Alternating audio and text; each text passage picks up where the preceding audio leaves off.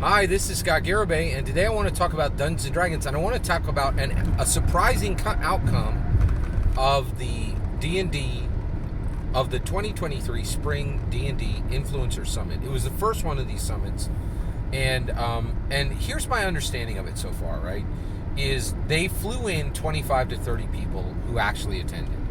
And then I think there were 100 virtual attendees. It's my opinion, just my humble opinion. I don't think the virtual attenders actually attended.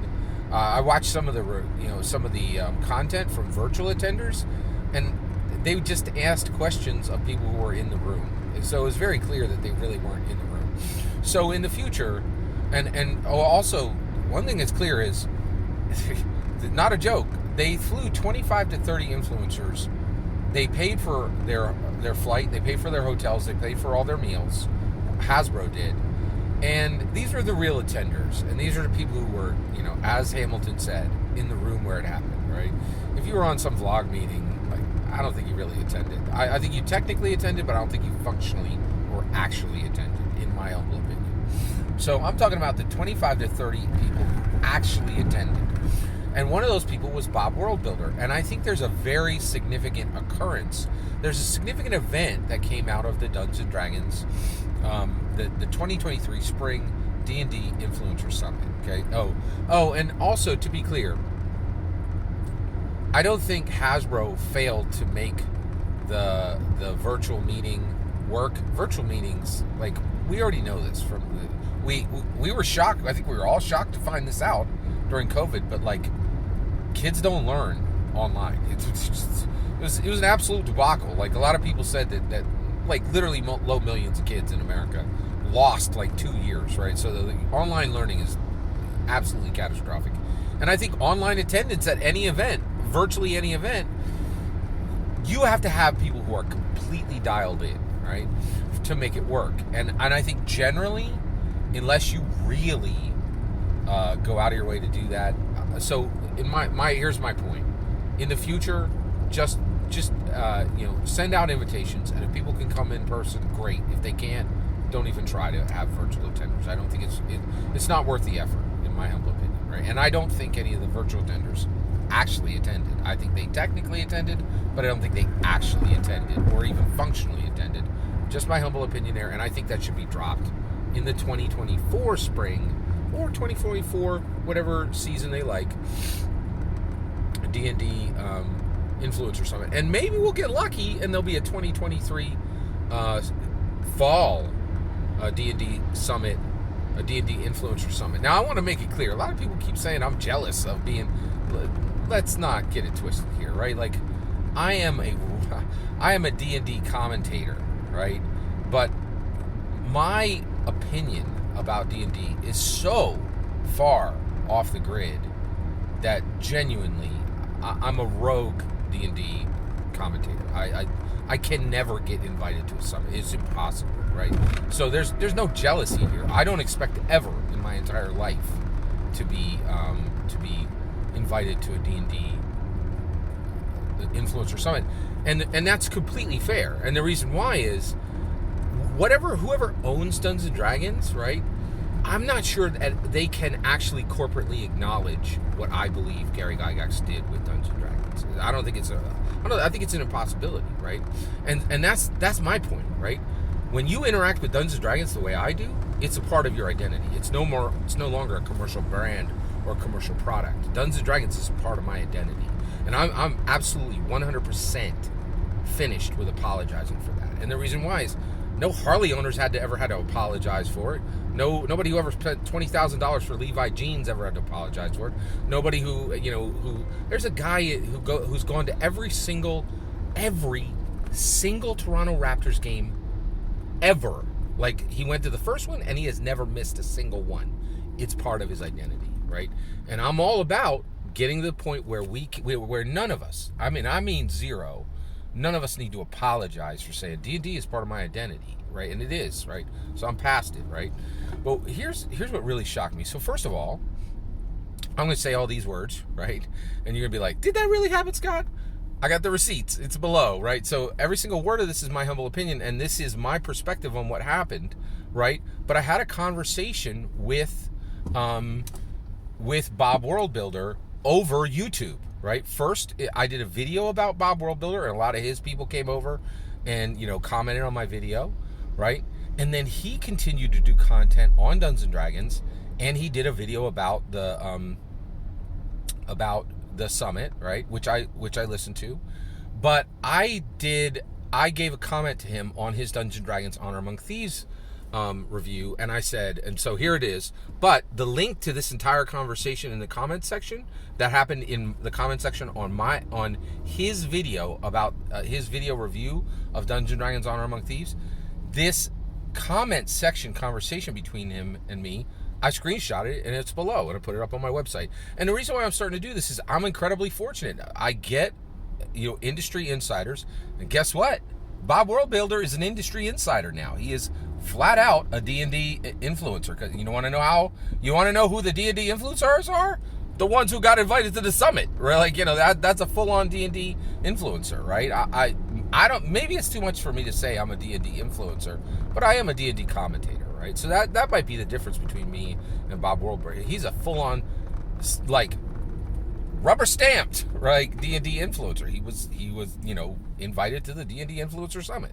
Done and done, right? And I actually think he kind of acknowledged that in this comment.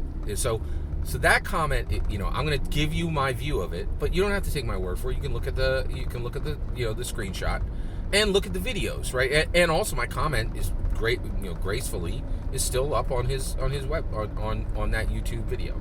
But yeah, but also, like, there's 1,000 comments on there, so that's why I screenshot it. So here we go. All right, let's get into this. So what actually happened, right? So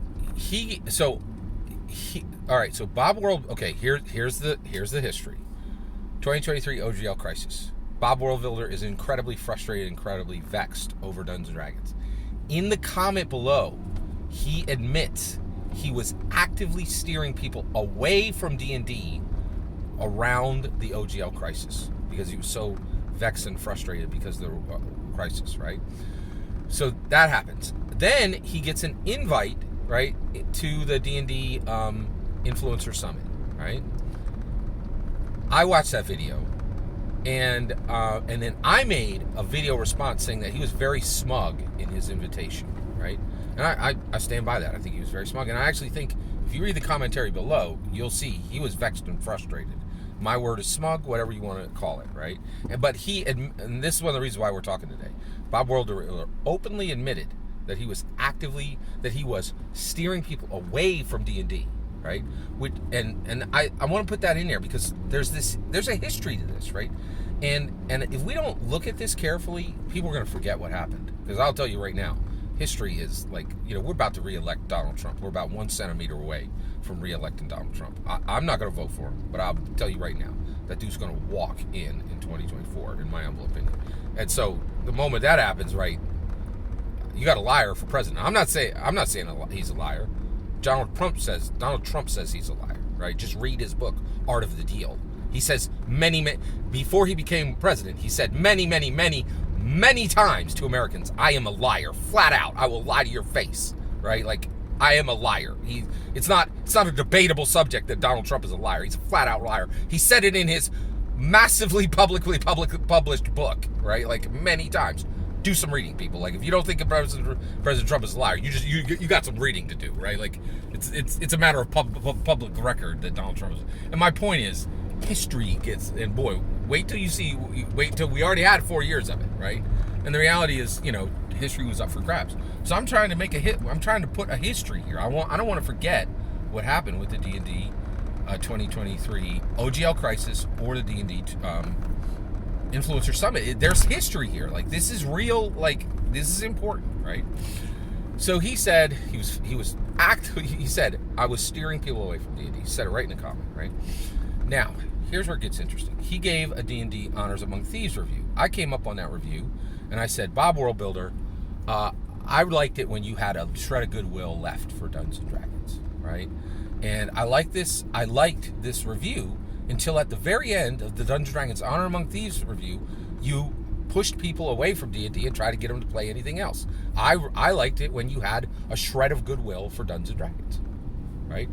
And he came, and I couldn't believe it. Weeks later, and it's totally okay that it's a week later, he gets thousands of comments on it. It would be completely okay for him to completely ignore my comment, right? In fact, I never expect that a major content creator or a influencer will ever respond to my comments, but I'm delighted when they do, and so he did, right? And that's why we're here today.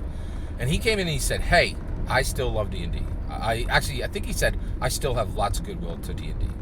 And then he said, "But I was steering people away from Dungeons and Dragons after the OGL crisis. Now what I'm trying to do," and I actually said, "Hey, I'm here for your journey. I'm thanks for responding to, actually." So he said, "I was steering people away from D&D. Now what I'm trying to do is I'm trying to get people to do multiple games, and I'm more interested in tabletop role-playing games overall than I am in D&D." Now, I give him a lot of credit for this. One, it is incredibly helpful for him to admit, right, that he was vexed and frustrated with Dungeons & Dragons, that his response to them was smug. I think his comment gives some solidity that he was smug, and that he was vexed and frustrated over all this, and that he was actively steering people away from D&D. Now he says he is not steering people away actively from D&D. What he's trying to do is to get people to play multiple games, D&D and others. But his real loyalty is to tabletop role-playing games overall, right? Now, I don't like this. I don't like this one bit, right? But if we're going, President Lincoln was an amazing president, right? After Civil War, he gave mercy to the losers of the Civil War, right?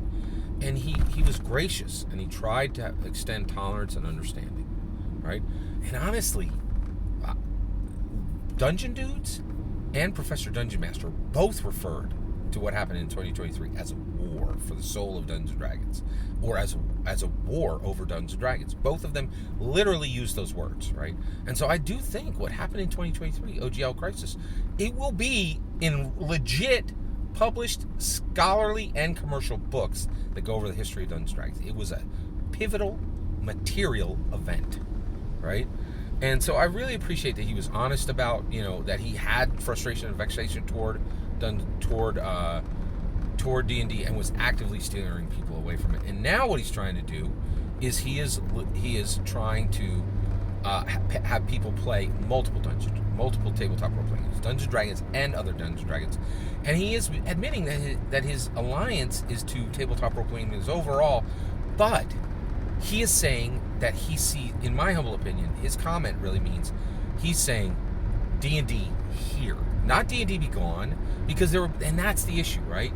I have to make room, in my goodwill for other D&D content creators, for people who are like, hey, I don't want to destroy Dungeons & Dragons. I just want to compete against it, and I want other games to get some shine, right? And so, and I'm willing to really hear Bob Worldbuilder on this, because he was also honest that he was pitted against Dungeons & Dragons for a period, right? And so that's my point, is let's have some honesty, let's have some transparency about all of this, right? And I really appreciate his honesty and his transparency. And I kept the receipts, right? Because I really want there to be kind of a record of what actually happened. Because I am also very convinced it's already happening. There's a bunch of revisionism. There's a bunch of revisionism happening, and people trying to paint over what actually happened for the tabletop role-playing game in the 2023 OGL crisis, right? And it was a pivotal material event, and I've been focused and very much watching what's happening with Bob Worldbuilder, because he was on the front lines of it, literally on the front lines of it. He is a witness to history, right? And get this, I think him going to, and this is the point of this entire video, him going to the 2023 the 2023 Spring D&D Influencer Summit changed his heart about Dungeons & Dragons.